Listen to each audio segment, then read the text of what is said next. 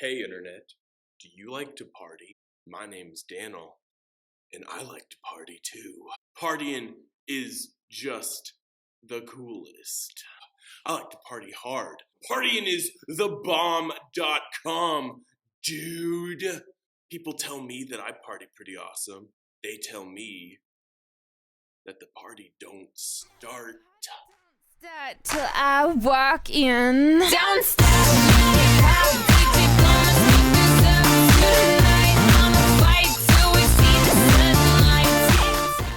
Welcome to another episode of MANCHILD Message. This week's episode is called Do You Like to Party? And I hope you like to party because, guys, we have finally reached the part of the prodigal son story where we can be happy. The son left home, he learned his lesson, and now he's come home, and they're gonna have, guess what? A big old party. So, for such an occasion, let's read the Bible. Cause when I leave for the night, I ain't coming back. I'm talking pedicure on our toes. Luke 15:20 through 24.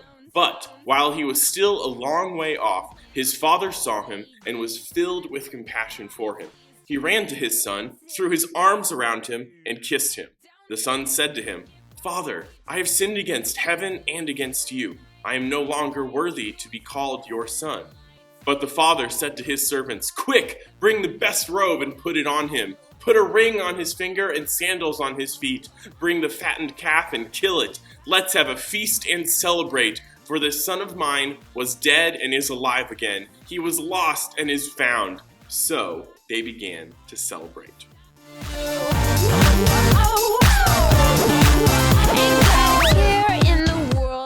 Okay, guys, the props for today's message are going to be all a bunch of different minute-to-win-it games. I didn't come up with these myself, found them online, and I will cite that source for you at the end of this video. But what you're going to want, if you want to do what I did, first game is going to use some balloons, okay? So blow up some balloons and have those handy. The next game, you're going to want an empty tissue box with some sort of belt or sash through it. This is an old bathrobe tie that I had. And then you're going to fill that empty tissue box with ping pong balls. All right, so that's the second prop. And the third game that you're going to play in church is going to require some paper towels, all right? Make sure these are handy, and a nice little cupcake. All right, so those are the materials you'll need for these games here. And the first one, the balloon one, what you're gonna do is have them try and keep the balloons off the ground. I mean, it's pretty simple, but these little kiddos, they'll like it. Just keep these balloons off the ground and have fun with it. Okay. The next one is a little bit more interactive, a little bit more energetic. And what you'll do is you will create something that looks like this, an empty tissue box full of ping pong balls with some sort of strap in the middle. And then what you're gonna do is tie it on and have them shake and try to get all of the ping pong balls off or out of the tissue box.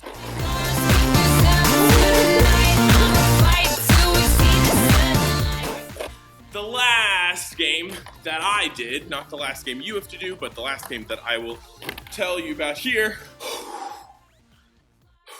okay, is this one. You get a cupcake and have them race to finish the cupcake. You're basically gonna end up with some kids stuffing their faces with a cupcake in front of their parents and God and everybody, and it's gonna be hilarious. Woo! Sugar rush. Gee whiz. Okay. Dudes are lining up cause they hear we got swagger, but we kick them to the curb unless they love. Today, you guys, we party, okay? I can't say it enough. We've spent several weeks focusing on those heavy, gloomy sins that keep us away from God. And the point of today's message is that we finally get to revel in and celebrate the grace that saves us. Like the son in the story, we've been saved by our Father in heaven. We've been redeemed, okay? The dirty work has been done. And now it's time to celebrate. I wanted to make the point that while it's incredibly important to remember why we need Jesus to intervene for us, it's really also worthwhile to celebrate the joy of what he does for us. He saved us, he loves us, and you know what? That's worth throwing a party in church for, okay? Hands up, you got me now. You got that sound, yeah. Precautions, there are a few, as you can probably guess. Number one, keep the mess contained, okay? Especially if you don't have the space for the cupcake thing. If you want to use cupcake, if you want to use a different kind of food, go for it. But you want to be aware of as many allergies as you can be. Another good thing for this type of a message is if you don't want to run the risk of kids getting jealous of each other for like, oh, he got to do a cupcake, but I didn't. A good way to sidestep that is to have older kids be your volunteers for that message. Have them play the games and have the little kids get to laugh at them and watch them, fail, because that's what Minute to Win It's all about. But if you don't have older kids, maybe get parents to help you out and do it. Do it yourself and have kids laugh at you. Or have the kids do it and just let them deal with disappointment. They gotta learn sometime, right? I think that's it for precautions. Don't get your carpet messy. Phones, drop top and playing our favorite CDs. As always, here is a prayer for you to use. If you don't want to use this prayer, you don't have to. But here it is, free of charge.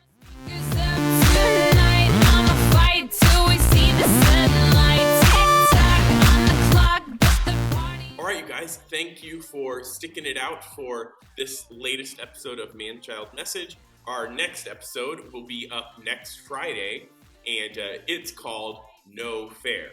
Can you guess what it's about? In the meantime, I am Daniel, and I will see you guys next week. Thanks.